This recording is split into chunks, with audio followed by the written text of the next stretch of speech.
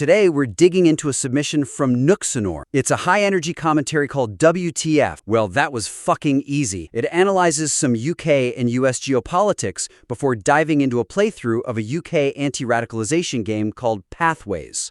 Yeah, I've spent a lot of time with this one. It's a beast. There's a ton of energy here, but if the goal is to go from, an entertaining rant to truly lethal political commentary, we need to talk about some of the barriers the creator is putting up. Okay, where do we start? The use of extreme vernacular and specific slur-based terminology severely limits the potential reach of the argument. That jumped out at me immediately. You've got these incredibly serious topics, nuclear strategy, national sovereignty. Right. But the language feels like a Discourse server from 10 years ago? Exactly. And look, I get it.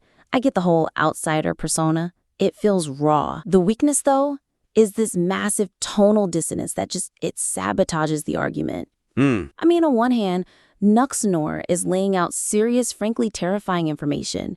The surrender of Diego Garcia, a Chinese super embassy being built next to sensitive data cables. Real-world, high-stakes stuff. Totally. But then, to describe the people responsible for this, the script just leans on terms like retarded, gay, and faggot, aimed at, Keir Starmer or the UK in general. It's a really jarring shift. You're following a point about bomber logistics, and then suddenly you're hit with a playground insult. But let me play devil's advocate for a second. Go for it. Isn't that just part of the brand? He's known for being edgy. If he cleans up the language, does he lose the audience that's there for that shock value? That's the key question, isn't it? But I'd argue that being shocking and using, frankly, juvenile insults are two different things. You can be shocking without being easy to dismiss. Okay. The problem isn't the aggression. The problem is that the specific vocabulary he's using immediately categorizes the content as entertainment, not commentary. It triggers an off switch for a huge number of people who might actually agree with this core point. So it lowers the perceived IQ of the argument itself. Precisely, even if the facts are solid. So the suggestion is to calibrate the language to match the gravity of the accusations. If you're accusing a government of compromising national security, you use precise, devastating political language. Okay, so let's make that concrete. He has that section about the Chinese embassy, how it's being built basically on top of critical data infrastructure. Right. A huge point. And the script's reaction is to call the leadership retards. Yeah. And that lets them off the hook. Retard just implies they're stupid. The facts suggest something much, much worse. So what's a better word? Instead of retarded, you could use negligent or compromised or tactically inept. Those words hit harder because they treat the situation like the security crisis it is, not like a joke. We cannot share intelligence with a compromised state. That sounds way more threatening than we don't need to play ball with retards. Infinitely more. It keeps that dominant, aggressive stance, but it makes the host sound like the clear-eyed adult in the room. Okay, so let's say he tightens up the vocabulary. I still felt like I was watching two completely different videos that were just, stitched together. You and me both. The transition from the news dump segment to the primary focus, the Pathways game, feels disjointed and delays the most compelling content. It's like you have to do your homework before you get to the fun. Exactly. The first few minutes are a scattershot of topics, Trump in Greenland, Diego Garcia, riots, then boom, we're abruptly playing this Pathways game. And the game is clearly the unique part, right? It's the most interesting thing in the video. It is. So the weakness here is that he's burying the lead. The audience clicked for the WTF reaction, probably to the game, and they're getting a geopolitical lecture first. The Greenland bit, for example, felt pretty tangential. So how do you fix that? You can't just cut the news, can you? I mean, the news is what proves the game is propaganda. You're right. The news is the evidence. But right now, the evidence is being presented before the crime. The suggestion is to just flip it. Flip it. Use the Pathways game as the central anchor for the whole video. Start with the game. Hook the viewer immediately. Then you weave the news stories in as supporting evidence while you're playing. Okay, I like that. So, for example, he talks about the UAE cutting student funding because of radicalization fears really early on. Yeah, way at the beginning. And then 10 minutes later in the game, the character Charlie gets in trouble for just asking a question about immigration. Exactly. They're disconnected. So imagine this instead. We start the video playing as Charlie. We see the teacher punish him for saying immigrants are taking jobs. The game says he's a liar. Right. Freeze frame. And that's when you cut to the news story. You say, the game says Charlie is a racist liar. But look at this report from the UAE. Look at this data. That's so much more powerful. It turns the news into a weapon. A direct rebuttal to the game's logic in real time.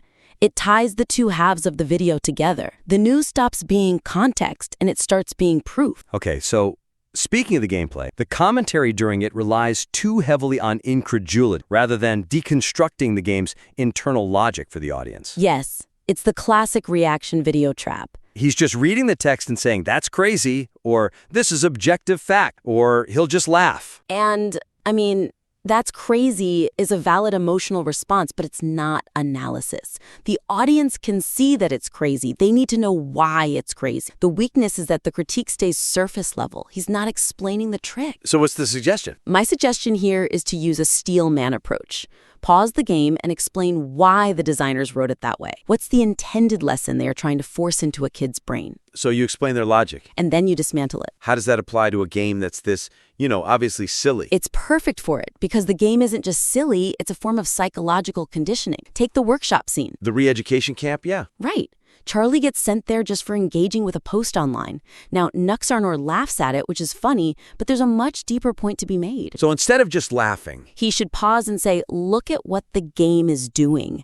It's pathologizing curiosity. It's not saying Charlie is wrong. It's saying he's sick. The desire to research stats is treated like a mental illness that needs a workshop to cure. That's a much sharper point. It's not just a dumb game. It's a propaganda technique. Exactly. And it elevates the whole thing from a reaction video to a genuine breakdown of how modern propaganda works. And that brings us to the star of the show, Amelia. The Amelia narrative arc is the strongest emotional hook of the piece, but it is introduced too sporadically. She's like a ghost in her own story, right? This is a huge narrative problem. She's mentioned early on, then she completely disappears for 15 minutes of gameplay? And then she pops back up at the end as this waifu meme. The connection between the in-game character and the real-world meme is it's scattered. It's a massive missed opportunity, because that's the real story here. So what's the fix? The suggestion is to reframe the entire video as The Legend of Amelia. Don't treat it as a reaction to a bad game. Treat it as a documentary about how the internet hijacked a piece of government propaganda. Okay, so how would that look? How do you open the video? You open with the fan art. You open with the how it started versus how it's going memes. You show the cultural victory first. I see. Show the audience that Amelia is the symbol of resistance. Then you pivot to the game and say something like, so where did this icon of the resistance come from? Let's go into the belly of the beast and find her. Oh, that's good. That turns the whole gameplay segment into a quest. The search for Amelia. Exact. It builds suspense. Every time a new character appears, the audience is wondering, is that her? And when she finally shows up, it's a climax. It's a payoff. Right now, it's just another dialogue box. But if you frame it this way, her appearance is the whole point of the video. It turns a linear playthrough into an actual story. Okay, one final point. It's a bit more subtle, but I think it's important. There is a jarring disconnect between the citation of scripture and the aggressive, dehumanizing language used against political opponents. Yes, this is where the video really starts to fight with itself. Towards the end, he does something really interesting. He starts quoting the Bible. Joshua 1:9, be strong and courageous. And Psalms, yeah. He's trying to ground this whole resistance movement in, biblical values and righteousness. Which was a surprising pivot, but it felt weird because 30 seconds earlier, he was calling people inbred. And that's the clash. You can't really position yourself as a defender of Western Christian values while using the vocabulary of a 4chan troll. It undermines the moral high ground you're trying to claim. It feels hypocritical. So are we righteous warriors or chaotic trolls? It's hard to be both. Right, so the suggestion is to harmonize the tone with the values being cited. If your argument is based on Proverbs that righteousness exalts a nation, then the commentary needs to reflect a kind of righteous indignation, not a troll persona. So instead of just bullying the government, he should be condemning them? Yes. Think about the game manipulating children. Instead of calling the developers wankers, you frame it as a spiritual battle for the minds of a youth. That aligns with the scripture. So instead of inbred, it's morally bankrupt. Instead of dumb, it's enemies of truth. Exactly. It keeps the adversarial us versus them tone, but it elevates the language to match the scripture he's quoting.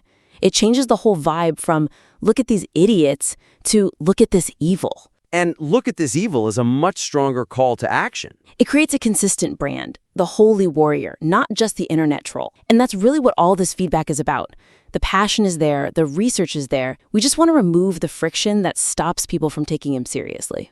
Okay, let's just recap the key points to make sure it's all crystal clear. First up, vocabulary. Swap the slurs for precise political descriptors. Compromised, negligent. Keep the aggression, lose the playground stuff. Second, structure. Ditch the news dump at the beginning. Use the pathways game as the anchor and weave the news in as evidence in real time. Make the news the ammo, not the homework. Third, deepen the analysis. Move past just saying, that's crazy. Use the steelman tack. Explain the psychological tricks the game is using, and then dismantle them. Fourth, the narrative arc. Center the entire story on Amelia. Frame the video as a quest to find the origin of this internet legend. Give it a real story structure. And finally, rhetorical alignment. If you're going to quote the Bible, you need to sound align the insults with your moral framework. Righteous indignation is way more powerful than trolling. It's about turning a shotgun blast into a laser beam. Nuxenor, we'd love to see a revised outline of try rewriting that intro to start with Amelia and the game. See how that changes the feel of the whole piece.